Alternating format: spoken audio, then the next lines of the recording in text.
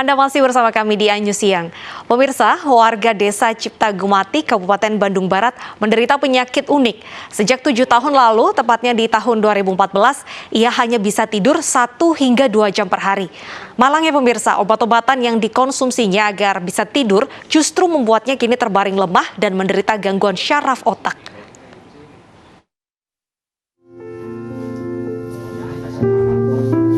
Cucu hanya bisa terbaring lemas. Kebanyakan waktunya dihabiskan di tempat tidur karena ia bahkan tak punya tenaga untuk beraktivitas. Semua ini berawal dari kebiasaan cucu yang tidur hanya sebentar. Sudah sejak 2014 atau 7 tahun lalu, cucu memang hanya bisa tidur 1 atau 2 jam per harinya. Tidur gitu, itu apa sih yang dirasain ke badan? Pegel atau jadi duduk gak bisa, gelisah terus gitu. Ngerasain ini nggak bisa, ini sakit, badan sakit. Tapi mata nggak ada ngantuk-ngantuknya. Nggak ada. Sudah beragam pengobatan dijalani dan puluhan obat diminumnya agar ia bisa tidur. Namun kondisinya justru menurun. Bahkan belakangan ia didiagnosa menderita sindrom ekstrapiramidal. Sindrom ekstrapiramidal atau gejala ekstrapiramidal adalah gangguan sistem di otak akibat efek samping obat antipsikotik. Penderitanya melakukan gerakan yang tidak disadari dan sulit untuk dikendalikan. Kondisi ini diamini oleh keluarga. Sudah 7 bulan belakangan ini, cucu kian lemas. Jika berjalan, badannya miring. Serta ia tak bisa diam dan selalu bergerak saat berbaring. Berobat dulu ke dokter, ke RSUD. Nah, dari kata dokter teh, ini mah dia diagnosanya banyak pikiran gitu, tapi kan kata mama mikiran apa gitu. Nah, terus berobat setiap bulan, sebulan sekali ke RSUD. Nah, dikasih obat gitu, terus keterusan makan obat, efek sampingnya. Berarti kan awalnya ke tidur. psikiatri ya gitu? Iya, masuk ke psikiatri, terus sekarang masuknya ke syaraf. Kini cucu dan keluarganya berharap kondisinya bisa berangsur pulih dan ia bisa kembali beraktivitas seperti biasa. Dari Kabupaten Bandung Barat, Jawa Barat, Yuwono Ainjus melaporkan. Apa penyebab sindrom ekstrapiramidal atau gangguan tidur yang dialami oleh cucu? Langsung saja kita berbincang bersama Dr. Andreas Prasaja selaku praktisi kesehatan tidur. Selamat siang, Dr. Andreas.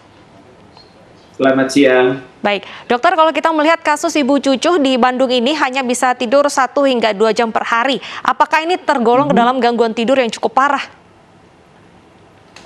Banyak sih yang seperti ini ya, tinggal parah atau tidak itu kalau sudah berlangsung cukup lama ya berarti cukup parah.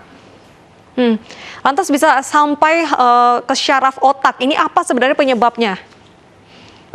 Begini, saya kan tidak memeriksa pasien secara langsung, perawatan yang sudah diberikan apa saja juga saya tidak tahu, jadi ya meraba-raba sih di sini. Kalau tadi di berita dikabarkan ya ekstrapiramidal dan insomnia is 2 hal yang berbeda ya, dan ya mungkin dari ada obat-obatan atau ada faktor gangguan syaraf yang lain, mungkin saja. Lantas langkah pertama apa yang harus diambil oleh masyarakat ketika dia mengalami gangguan tidur, dok? Apakah minum obat tidur itu aman? Tentu saja tidak. Jadi gini, pada masa pandemi ini kan orang tidak bisa tidur tuh luar biasa banyak. Jadi gangguan tidur itu nggak cuma sulit tidur, tetapi juga ada yang cenderung jadi mengantuk terus gitu. Itu kita lihat nyata pada masa pandemi ini. Dan salah satu penyebab sulit tidur ya, insomnia, kita harus pahami bahwa insomnia itu kan baru gejala, belum diagnosis penyakitnya. Sama seperti demam. Demam itu kan bisa karena demam berdarah, karena flu, atau karena COVID-19 ya. Jadi baru gejala dan harus digali lebih lanjut terlebih dahulu baru kita lakukan perawatan. Nah, kalau pada kasus ini kan terbiasa awalnya tidur hanya 2-3 jam, lama-lama berkepanjangan gitu ya. Ya, saya cuma bisa menduga-duga terus terang. Mungkin karena kebiasaan tidur yang buruk, salah satunya adalah memaksakan tidur gitu kan. Apalagi kalau saya lihat seperti ini di video, gelisah di tempat tidur ya karena terlalu lama di tempat tidur. Di masa pandemi ini kan banyak sekali kasus-kasus coronasomnia atau insomnia di masa pandemi disebabkan karena ya isolasinya. Baik, Karena berarti berada dalam lingkungan yang sama, penerangan yang sama, aktivitas yang monoton. baik. Jadi memang ketika mengalami kesulitan tidur mungkin harus ada beberapa cara, salah satunya mengubah suasana ruangan gitu ya. Jadi biar tidurnya lebih nyenyak begitu, Dok. Lantas adakah terapi yang cukup aman sehingga tidak perlu mengkonsumsi obat keras yang akhirnya ada efek samping seperti Ibu Cucu? Perawatan insomnia saat ini sebenarnya adalah cognitive behavioral therapy for insomnia. Jadi dengan perilaku tidur kita atur perilakunya, kita atur jadwalnya, lingkungannya, kemudian seringkali memang masih dibutuhkan obat-obatan dan yang tentu saja di bawah pengawasan dokter, tidak boleh konsumsi sendiri. Lantas Dok, pada tahap apa seseorang ini disarankan untuk memeriksakan diri ke dokter ataupun juga psikiater jika dia sudah mengalami insomnia yang berkepanjangan? Ya, kalau sudah berkepanjangan. Baik, jadi kalau sudah lebih berapa hari gitu Dok yang kira-kira sudah boleh, kalau cuma seminggu mungkin masih taraf aman? Ya tergantung dari setiap orang ya. Jadi definisinya adalah kalau sudah menyebabkan gangguan fungsi di siang hari, menyebabkan sakit kepala lah, kemudian ya untuk aktivitas sehari-hari terganggu, ya dan tidak bisa diatasi sendiri ya sudah butuh bantuan artinya. Baik, boleh diberikan tips nggak ini Dok buat pemirsa di rumah yang mungkin juga mengalami gangguan tidur, ada rasa galau mungkin gitu, ada tips apa sih Dok yang bisa membuat kita tuh cepet tidur? Kalau dulu kan waktu kecil menghitung domba nih Dok, kalau sekarang gimana Dok?